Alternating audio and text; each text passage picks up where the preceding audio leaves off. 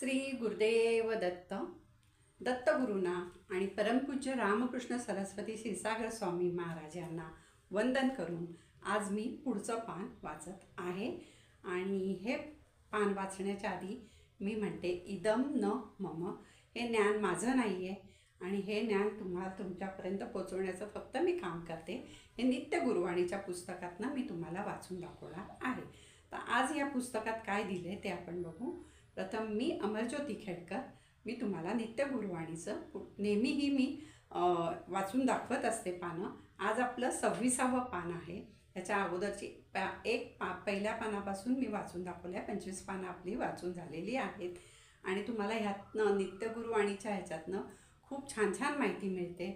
म्हणजे तुम्हाला फक्त अध्यात्माविषयी तर माहिती मिळतेच, पण तरीही माणसाने कसं वागावं, कसं बोलावं, कसं राहावं, पैसा करू नये, घर कसं असावं, घराला जळमटं नसावी, नंतर बऱ्याचशा अशा गोष्टी आहेत की जे आपल्याला कळत नाही। अशा सगळ्या गोष्टी ह्या नित्य गुरुवाणीमध्ये सद्गुरूंनी सांगितलेल्या आहे आणि ही भगवंताची वाणी आहे। त्यामुळे तुम्ही हे नक्की ऐका हे व्हिडिओ। तर आज ह्या पानामध्ये काय दिलेलं आहे की मनुष्याला वाणी दिलेली आहे। वाणी आणि तिचा वापर कसा झाला पाहिजे, म्हणजे तुमची वाणी बोलणं योग्य असेल तर तुमचा दुसऱ्याच्या मनाला ठाव घेता येतो किंवा हृदयापर्यंत ती गोष्ट पोचते। पण तुमची जर वाणी चांगली नसेल, भाषेचा वापर तुम्ही नीट करत नसाल, भाषा वापरताना सुद्धा कुठच्या शब्दावर किती जोर द्यायचा किंवा कोणता शब्द कधी कुठे वापरायचा हे प्रत्येकाला समजलं पाहिजे। आणि भाषेचा वापर नीट नसेल, त्याचे उच्चार नीट नसेल तरी त्याचा परिणाम वाईट होऊ शकतो। म्हणून सद्गुरूंनी आज वाणी आणि भाषा ह्याच्याविषयी या पानात दिलेलं आहे। तर भगवंतानी मनुष्याला वाणी दिलेली आहे बोलण्यासाठी, परंतु तिचा वापर योग्य रीतीने जर झाला नाही तर भगवंतानी दिलेलं हे वरदान व्यर्थ ठरेल। म्हणजे जर वाणीचा वापर तुम्ही योग्य प्रकारे केला नाही तर हे भगवंतानी आपल्याला जे वरदान दिले ते व्यर्थ ठरेल। कारण जर वाणी तुमची चांगली नसेल तर तुमचं म्हणजे बोलणंच चांगलं नसेल तर तुम्हाला बाहेर जगामध्ये तुम्हाला कोणीही म्हणजे तुमचं असं बोललं पाहिजे की तुम्ही दुसऱ्याच्या मनाचा ठाव घेतला पाहिजे। बोलताना भाषेचा वापर, उच्चार चांगला करावा, कारण जसे उच्चार तसे विचार, त्या मनाने आचार, असे हे सर्वसाधारण सूत्र आहे। आता हे वाणीचं भाषेचं काय सूत्र आहे तर बोलताना भाषेचा वापर चांगला करावा, तसेच उच्चार चांगले असावे। उच्चार आपले जे असतात ते अशुद्ध नसावे, चांगले असावे। आणि कुठे किती जोर द्यायचा ह्याच्यावर पण बोलतो ते सगळं अवलंबून असतं। आता तुम्हाला माहिती आहे मराठी भाषा जशी वळवावी तशी वळते, पण तुम्ही प्रयत्न केलात तर तुम्ही चांगलं बोलू शकता, भाषेचा वापर चांगला करू शकता। तर हे जे सूत्र आहे, आपले बोलणे असे असावे की जे दुसऱ्याच्या हृदयाचा ठाव घेईल। म्हणजे आपले बोलणे इतके गोड असावे की ते हृदयाचा ठाव घेईल तुम्हाला, म्हणजे दुसऱ्याला आपलं बोलणं ऐकावंसं वाटलं पाहिजे। म्हणजे आपण बोलतोय आणि तो माणूस दुर्लक्ष करतोय किंवा असंही होतं बघा, तुम्हाला पण अनुभव असेल की एखादा माणूस समोरून येत असेल तर आपल्याला त्याचं बोलणं आवडत नाही किंवा त्याचे विचार आवडत नाही किंवा त्याची भाषा आवडत नाही। त्यावेळेला आपण तो माणूस दिसला की आपण आपली वाट बदलतो किंवा आपण त्याच्याकडे दुर्लक्ष करतो। त्यामुळे असंही झालं नाही पाहिजे। त्यामुळे सद्गुरू काय म्हणतात की आपलं बोलणं इतकं छान असावं, इतकं हे असावं की हृदयाचा ठाव घेतला पाहिजे। बोलताना आपण कोणाला बोलतो, कोणाशी बोलतो, कोणाबद्दल बोलतो व काय बोलतो ह्याचे भान ठेवावे। आता बोलताना आपण भान का ठेवावं, बरेच जण बघा जेव्हा भांडणं वगैरे होतात तेव्हा माणसं विसरतात की आपण कोणाशी बोलतो आहे। तर ते एक हे फार महत्त्वाचं आहे की कोणाशी बोलतो आहे, कोणाला बोलतो आहे, नंतर कोणाबद्दल बोलतो आहे ह्याचं भान ठेवावं। नाहीतर मग काय होतं की लहान मुलं किंवा लहान माणसं मोठ्या माणसांची म्हणजे वयस्कर माणसांशी बोलताना त्यांचं बोलणं वेगळं असलं पाहिजे।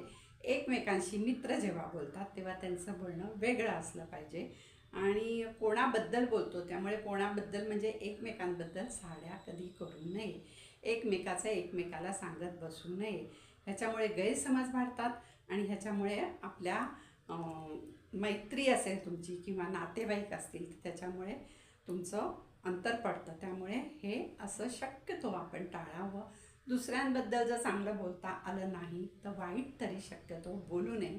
ज्या गोष्टी आहेत ते त्याच्या आहेत ते त्याला अर्पण कराव्या, म्हणजे आपण त्याच्यामध्ये जास्त ढवळाढवळ करू नये. भान ठेवावे. यासाठी सत्वगुण आचारा. माणसाने जर भान राखून बोलण्याचा प्रयत्न केला तर भविष्यात होणारे दुष्परिणाम टाळता येतील. अशी मोठी मोठी भांडणं होतात. आता तुम्ही पेपर वाचता, बातम्या बघता, ह्याच्यामध्ये काय असतं, हमरीतुमरीवर लोक येतात. ते काय असतं, साधं साधं बोलणं असतं, साधे साधे विषय असतात, पण इतकं ते असं प्रत्येकाचं डोकं हल्ली इतकं गरम व्हायला लागले ना की त्यांना कळत नाही की आपण काय बोलतोय. आणि रागाच्या भरात राग पटकन येतो आणि रागाच्या भरात ते कोणाला काहीही बोलून जातात आणि ह्याच्यामुळे दुसऱ्याचं मन दुखवतं. आणि दुसरा माणूस जरी कितीही शांत असला, जर त्याला असं टोचून बोलल्यासारखं केलं तर मग तोही चिडतो, त्यालाही राग येतो आणि मग शेवटी भांडणं होतात, मारामाऱ्या होतात आणि शेवटी त्याचे परिणाम खूप वाईट होतात. म्हणून भान राखून बोलण्याचा प्रयत्न करावा. भविष्यात होणारे दुष्परिणाम टाळता येतात. म्हणजे तुम्हाला चांगल्या विचारांनी एकमेकाशी बोलून तुम्हाला खूप प्रश्न सोडवता येतात. पण तुम्ही जे हमरीतुमरीवर आलात, भांडणाच्या काही लोक बघा तुम्ही असे असतात की आपण असं बोलायला लागलं ना की ते भांडणालाच सुरुवात करतात. म्हणजे काही त्यांना दुसरं असं मधलं हे नसतंच की प्रेमाने बोलावं, विषय प्रेमाने सोडवावे असं नसतं, ते भांडणालाच लागतात. त्यामुळे अशा ह्यांनी काय होतं की दुष्परिणाम होतात. आणि ते जर तुम्हाला टाळायचे असेल तर तुमचं बोलणं गोड ठेवा. तुमच्या डोक्यावर बर्फ ठेवल्यासारखं शांत राहा आणि शांतपणे बोला. ह्याच्यामुळे तुमच्या आयुष्यात जे काही प्रॉब्लेम येतात ते कमी होतील. लोकांशी बोलताना तुमचा विनय तुटता कामा नये. आता विनय तुटता कामा नये म्हणजे बघा की बऱ्याचशा वेळेला मी बघितलेलं आहे की लहान मुलं म्हणजे अशी काही भांडणं वगैरे झाली की समोरचा माणूस मोठा आहे, वयस्कर आहे, म्हातारा आहे, हे काही बघत नाही आणि तो त्याचा विनय तुटतो. म्हणजे कसा की तो इतका रागाच्या भरात तो अरेतुरेवर येतो. म्हणजे अरेतुरेवर येतो, वाटेल तसं बोलतो. म्हणजे आपल्या वडिलांसमान लोक आहे, आपल्या आजी आजोबांसमान लोक आहे, त्यांच्याशी पण ते भांडतात. त्यामुळे असं विनय तुटून देऊ नका. मनुष्य हा एकच प्राणी असा आहे की जो बांधून ठेवला असता मोकाट सुटतो व तो केवळ त्याच्या तोंडामुळे. म्हणजे सद्गुरूंनी काय सांगितलं, किती चांगलं आहे हे सद्गुरूंनी याच्यात सांगितलं आहे बघा की मनुष्य हा एकच प्राणी असा आहे की त्याला बांधून ठेवलं, त्याला जर सांगितलं हे करू नको तर तो करणार, तो मोकाट सुटतो. त्यामुळे त्याचं त्यांनी समजलं पाहिजे, त्याचं त्यांनी हे विचार घेतले पाहिजेत. मोकाट सुटतो तो केवळ त्याच्या तोंडामुळे म्हणजे त्याच्या वाणीमुळे. तो जे बोलतो त्याच्यामुळेच त्याच्यावर सगळी संकटं येतात. तोंड हे निशस्त्र असलेले एक प्रभावी शस्त्र आहे. म्हणजे शस्त्र म्हणजे आपण म्हणतो की हां काय बाबा जे काय शस्त्र आहेत ती आपण म्हणतो, पण तोंड हे पण शस्त्र आहे प्रभावी. त्याच्यामुळे बरेचसे म्हणजे म्हणतात ना की असं मारण्यापेक्षा तोंडाने जे बोलतात ना ते असे हृदयाला, ती वाणी हृदयापर्यंत टोच. एक वेळ मारलं ना तर ते 2 दिवस दुखेल किंवा थोडा वेळ आपल्याला दुखेल, पण ते नंतर बरं होतं. पण जे शब्द असतात ते असे शब्द जे सुटतात ना माणसाचे रागाच्या भरात, ते हृदयाला जाऊन भेटतात आणि त्याचा मग मनुष्याला खूप त्रास होतो, जे आठवून त्रास होतो. त्यामुळे त्यांनी सांगितले तोंड हे निशस्त्र असलेले एक प्रभावी शस्त्र आहे. शब्दाने हृदयावर घाव घातला जातो, मनाला जखम होते. हृदयावर घाव घातला जातो आणि मनाला जखम होते. ती जखम अशी असते की दिसत नाही, पण जेव्हा आपण एकटे असतो आणि विचार करतो त्यावेळेला ती जखम अशी म्हणजे हे होऊन येते. म्हणजे ते इतकं दुखतं असं, म्हणजे दुखणं हे बाहेरचं काही तुमचं लागलेलं वगैरे नसतं, पण ती जखम आपल्याला जेव्हा जेव्हा आपल्याला हे विचार येतात तेव्हा ती हृदयापासून कळ येते त्याची. हृदयावर घाव घातला जातो, मनाला जखम होते हे विसरू नये. गुरूंची वाणी प्रमाण माना. म्हणजे गुरूंची वाणी, ही जी वाणी आहे गुरुवाणी, हे मी तुम्हाला सांगते, हे प्रमाण माना. प्रत्येकाने आपल्यात बदल करायचा प्रयत्न करा. हे बघा, आज हे सांगितलं किंवा आज तुम्ही हे ऐकलं तर तुमचा लगेच उद्या बदल होणार नाही. पण स्वतःला घडवायचा प्रयत्न करा, स्वतःला बदलायचा प्रयत्न करा. गुरूंची वाणी ही प्रमाण मानावी.